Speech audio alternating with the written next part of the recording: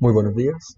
Hoy vamos a tratar el tema actividades comunicativas como factor de construcción de la educación virtual, realizado por Ricardo Andrés Santa Quintero y José Daniel Rodríguez Nunca, profesor y docente de la Universidad Manuela Beltrán de UDMB Virtual. Esta es nuestra agenda, donde tendremos un poco en la metodología y en los resultados.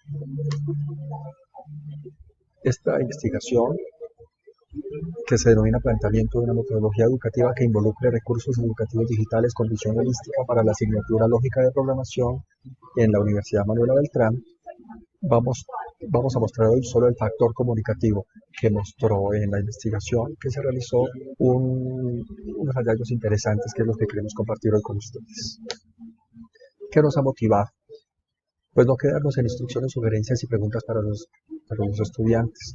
Creemos que el aprendizaje significativo requiere de acciones metodológicas más fuertes y que utilicen herramientas y tecnologías digitales.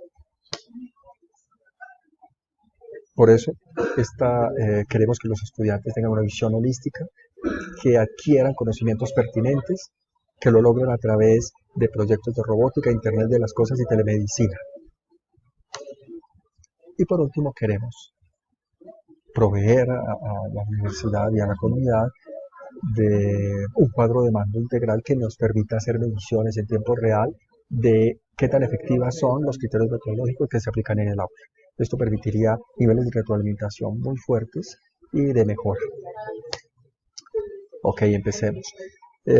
Todo el marco teórico de esta investigación se fundamenta en cómo los nativos digitales se comunican, cómo aprenden. Segundo, cómo los recursos educativos digitales o los recursos digitales impactan el aprendizaje y el proceso de enseñanza. Cómo, estando imbuidos en un currículo basado en competencias, pues debemos sacarle provecho. Y por último, y esto lo comparto al 100%, cómo la evaluación de metodologías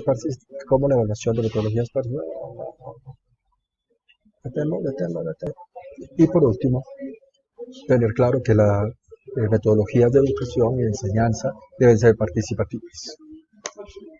Nuestra metodología. Primero que todo, nos regimos por los principios rectores de la universidad, que promueven la flexibilidad, las formas de aprendizaje y las características propias de los estudiantes, cómo aprenden ellos. Segundo, que exige el que se realice un análisis constante y permanente de los procedimientos, modelos, estrategias y los instrumentos de evaluación del aprendizaje. En ese marco estamos trabajando. Segundo, tomamos las recomendaciones de la OCDE en cuanto a las habilidades y competencias del siglo XXI relacionadas con el uso de las TIC, habilidades cognitivas de orden superior y habilidades para desenvolverse en la sociedad del conocimiento. Para terminar, incluimos los 6 bloques de construcción de una cultura innovadora propuestos por el MIT y que nos muestran cómo el alumno, el estudiante, está rodeado por culturas innovadoras. Nuestra metodología definió las categorías, las acciones en el aula y lo relacionó con las variables, que son cualitativas y cuantitativas. Con esas variables construimos los instrumentos que nos permiten medir la satisfacción del aula, de la clase, de las actividades, la innovación y el uso de TIC. Una vez obtuvimos los resultados de estos instrumentos, estas variables nos permitieron determinar cuáles eran las actividades con mayores puntajes o mayores niveles de satisfacción.